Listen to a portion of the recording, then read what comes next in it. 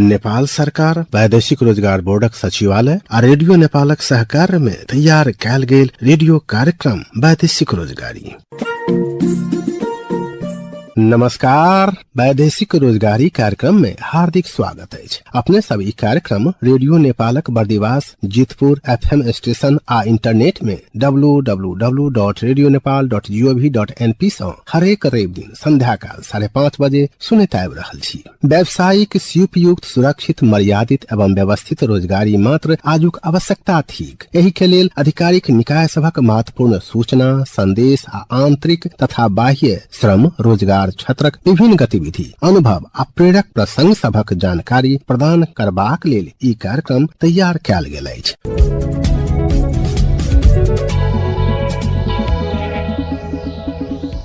आजुक कार्यक्रम में श्रम रोजगार तथा सामाजिक सुरक्षा मंत्रालय सह सचिव एवं प्रवक्ता राजीव पोखरेल संग समसामयिक विषय में मंत्रालय कह रहल पहल कदमी के संबंध में आइ कार्यक्रम में बुझ रहल छी। सऊदी अरब के रोजगारी में श्रमिक पठेबाक लेल कयल गेल नया निर्णय ऊपर वैदेशिक रोजगार व्यवसायी संघक धारणा, वैदेशिक रोजगार बोर्ड सचिवालय आवा वाला की सेवाग्राही के प्रतिक्रिया के संग में रिटर्निंग अनुभव संगे रोजगार विशेष खबर आ संदेश सब सेहो अछि। कार्यक्रम सुन के संग दैत रहब, अध्ययन सँ सुनैत रहब।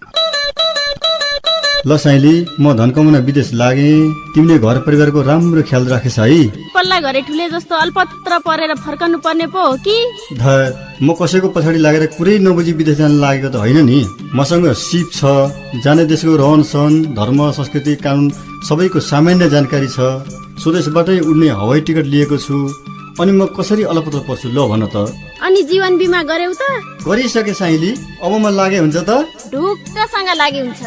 वैदेशिक रोजगारीमा जाँदा जाने देशको रहन सहन, धर्म, संस्कृति, कानुन, भाषा बुझी अभिमुखीकरण तालिम लिएर मात्र जानुहोला। वैदेशिक रोजगार बोर्ड।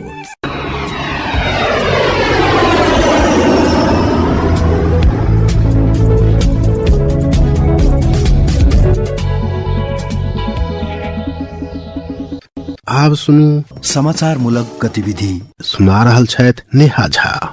बुध दिन दोपहर वैदेशिक रोजगार बोर्ड सचिवालय बब्बर महल में रहल श्रम कॉल सेंटर पहुंचला पर ओतय रहल प्रतिनिधि कॉल बैक करक लेल लागल छलथि। एक गोटे श्रम स्वीकृति के संबंध में पूछ रहल छलथि। अपना लागल आ समस्या पड़ल विषय में खुल क पूछ रहल से देखल गेल। ई कॉल के जिज्ञासा समाधान के लेल करीब 5 मिनट लागल।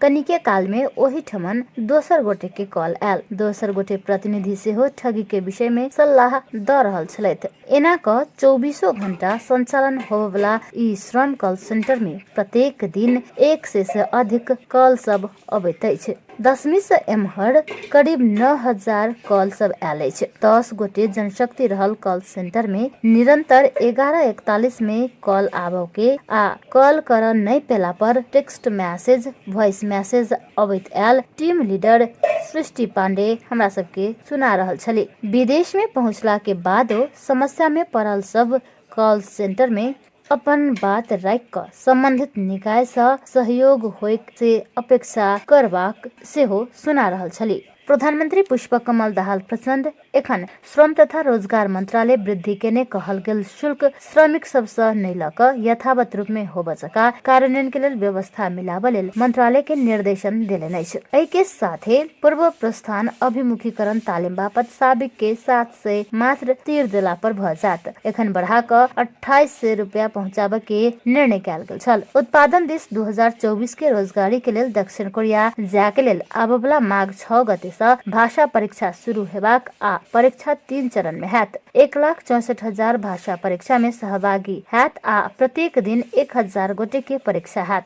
आब मैन पावर सब यूरोप पठाबक लेल कानूनी प्रक्रिया से पठाब पाओत। एहि के संग ही व्यक्तिगत रूप में आ विजिट वीजा में यूरोप पठा क असमंजस में पड़वला सब के संख्या घटबाक अपेक्षा कयल गेल अछि।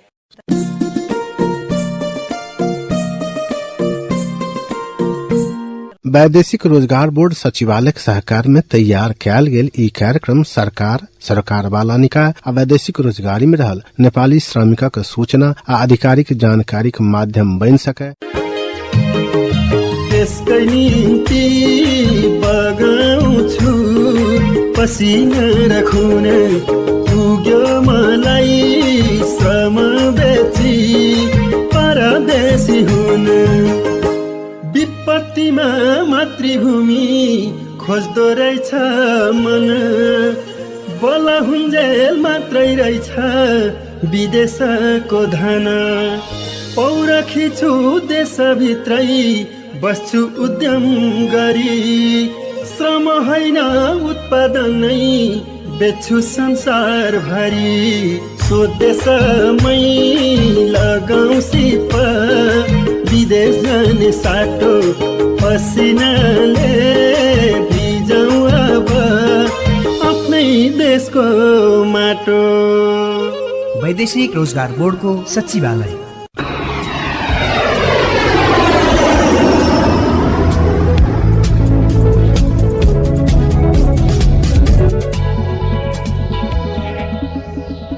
अब सुनू समाचार मूलक गतिविधि।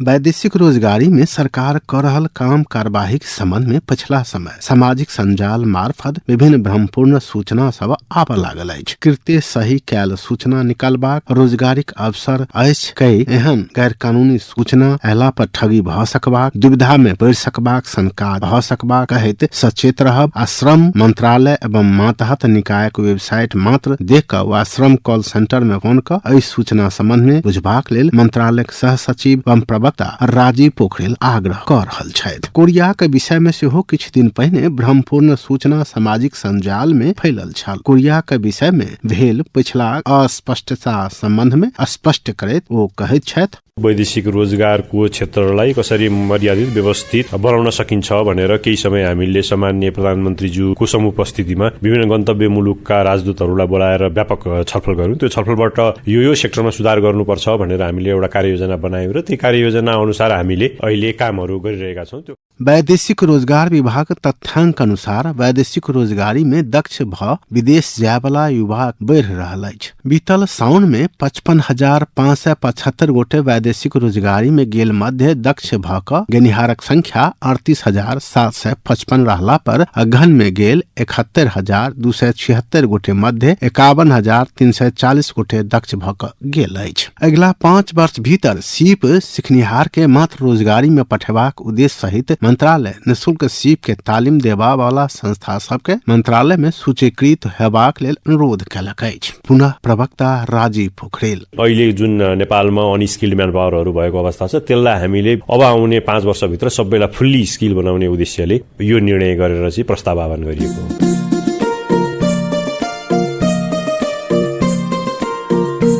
हेर माइला, विदेशमा श्रम पसिना बगाएर त्यसरी कमाएको पैसा त आफ्नो सिप अनुसार कुनै आयमूलक काममा लगाएर आय आर्जन गर्ने तर्फ पो लाग्ने हो त। तिमी जस्तै कतिले वैदेशिक रोजगारबाट कमाएको पैसाले गोलभेडा खेती, बङ्गुर पालन, माछा पालन जस्ता काम गरेर मनज्ञ आमदानी गरेका छन्। त्यसैले परदेशमा दुःख गरेर कमाएको पैसालाई आयमूलक काममा लगाएर आय आर्जन गर्ने तर्फ लाग्नुपर्छ। त्यसो गरे फेरि पैसैका लागि विदेशिनु त पर्दैन नि। बेलैमा बुद्धि पुर्याऊ है माइला। हो, तपाई पनि विदेशमा कमाएको धनलाई आयमूलक काममा लगाएर आफू र आफ्नो परिवारको भविष्य सुनिश्चित गर्नुहोस्। वैदेशिक रोजगार बोर्डको सचिवालय। अब सऊदी रोजगारी के बाद जनवरी 1 तारीख से श्रमिकक अनिवार्य बायोमेट्रिक कैल जबाकै काठमांडू स्थित सऊदी दूतावास सूचना निकाललक। VSF प्रणाली से बायोमेट्रिक करबाक तैयारी भेलाक बाद परराष्ट्र मंत्रालय, श्रम और रोजगार तथा सामाजिक सुरक्षा मंत्रालय में वैदेशिक रोजगार व्यवसायी संग लिखित पत्राचार का जानकारी करौलक। मंत्रालय में कोनो छलफल नहीं कर निर्णय हैला पर मंत्रालय स्वयं सऊदी दूतावासक जवाब के प्रतीक्षा में अछि। संघक धारणा की की अछि बुझबाक लेल हम सब महासचिव मेघनाथ भुर्तेल के संपर्क कैने छी। शून्य लागतमा वैदेशिक रोजगारीमा पठाउने भन्ने अनि त्यसको खिलाफ चाहिँ नेपाल सरकारसँग स्वीकृति बेगर ऐनको खिलाफ गरिएको हुनाले यसको के हो स्पष्ट धारणा आओस् भनेर हामीले त्यसको विरोध गरेका हौं। विदेश में जायत काल अपन गाम ठाम के नाम सही रूप में बतौला पर विदेश में जोखिम के न्यूनीकरण में सहज हेबाक जनाओल गेल अछि। सुनी हिनक सभक आवाज। श्वेता कुमारी, हमर घर जनकपुर धाम उप महानगर पालिका वार्ड नंबर 22। हम आप्रवासी स्रोत केंद्र धनुषा में सूचना तथा परामर्शकर्ता के पद में काम करी छी और ये आप्रवासी स्रोत केंद्र धनुषा सीडीओ ऑफिस भीतर 20 और 21 नंबर कोठा छै, जैमे 20 नंबर कोठा में सूचना दिए के काम हम करी छी और निशुल्क सीप तालीम सब जे विदेश में जाय छथिन सेवाग्राही सब कामदार सब सीख के लेल उनका सबके सीख के लेल उत्प्रेरित करी छी, जानकारी दै छियै और ई आप्रवासी स्रोत केंद्र सही सूचना दै छै, निशुल्क सीप सिखबै छै और वैदेशिक रोजगार के क्रम में कोनो कामदार यदि ठगा जाय छै, समस्या में पड़ जाय छै तो ओकरा न्याय दियाबे के काम करे छै और साथ साथे वित्तीय साक्षरता विदेश से आयल पैसा के केना के सदुपयोग करते, बचत करते, आय अर्जन करते, तै के लेल भी वित्तीय साक्षरता कार्यक्रम भी संचालन होय छै गांव में।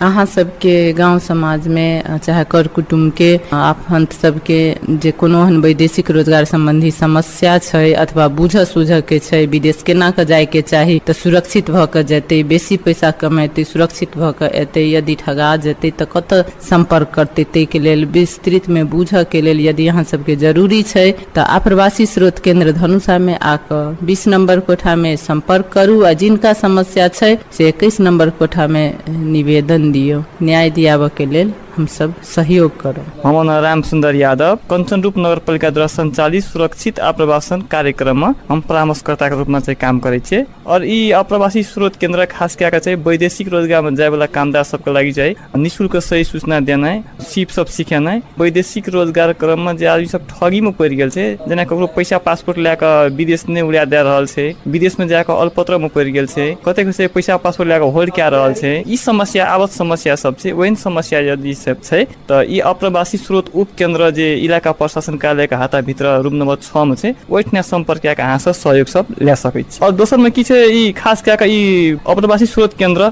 5टा क्षेत्र में काम करे छै।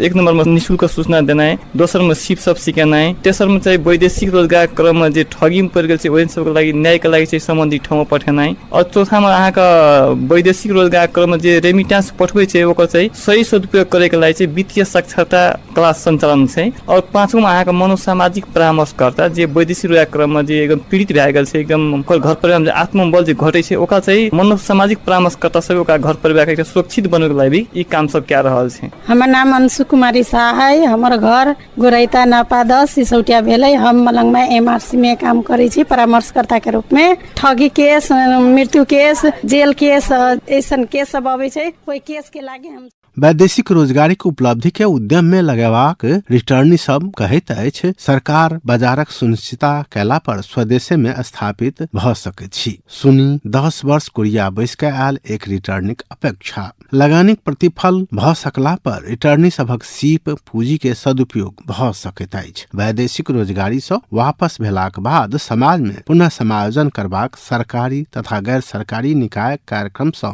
एहि दिस ध्यान देत की। तपाई अहिले वैदेशिक रोजगार बोर्ड सचिवालय र रेडियो नेपालको सहकार्यमा तयार पारिएको रेडियो कार्यक्रम वैदेशिक रोजगारी सुनिरहनु भएको छ। यो कार्यक्रम रेडियो नेपालको केन्द्रीय प्रसारणबाट हरेक हप्ताको बिहीबार बिहान 7:25 मा सुन्न सकिन्छ। साथै प्रादेशिक प्रसारण केन्द्र मध्य प्रदेश बर्दिवासबाट आइतबार 5:30 बजे मैथिली भाषामा समेत सुन्न सकिन्छ। कामदारको परिवारको सदस्य बिरामी, क्यान्सर, मुटु सम्बन्धी, मृगौला सम्बन्धी, अल्जाइमर्स र पार्किन्सन जस्ता 5 प्रकारका भएमा बढीमा 50,000 रुपैयाँसम्म उपचार खर्च दिने व्यवस्था छ। मृतकको शव अन्तर्राष्ट्रिय विमानस्थलबाट घर ठेगानासम्म निशुल्क रूपमा पुर्याइने व्यवस्था छ। समस्या वा अलपत्र पर्दा उद्धार, सुरक्षित गृह सेवा, कानूनी प्रतिरक्षा लगायतका सेवा सुविधा प्रदान हुँदै आएको छ। सम्बन्धित बीमा कम्पनीबाट नियमअनुसार बीमा सुविधा पाइन्छ।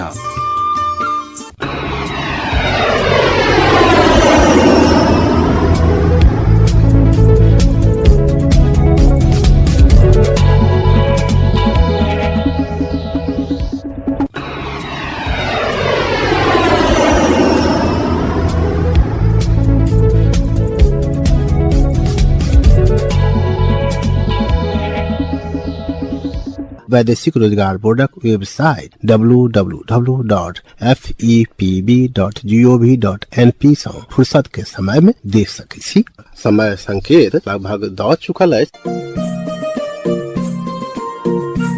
दोसर सप्ताह से हो वैदेशिक रोजगार संबंधी सामग्री सब सुनब। ई कार्यक्रम अपने सब रेडियो नेपाल प्रादेशिक प्रसारण केंद्र बर्दिवास सँ रवि दिन साँझ 5:30 बजे मैथिली भाषा में सुन सकैत छी। आजु कार्यक्रम सँ प्राविधिक मित्र अच्युतम पोखरेल के संगे सहकर्मी नेहा झा आ कार्यक्रम संयोजक अरविंद मिश्र के आज्ञा देल जाय। नमस्कार।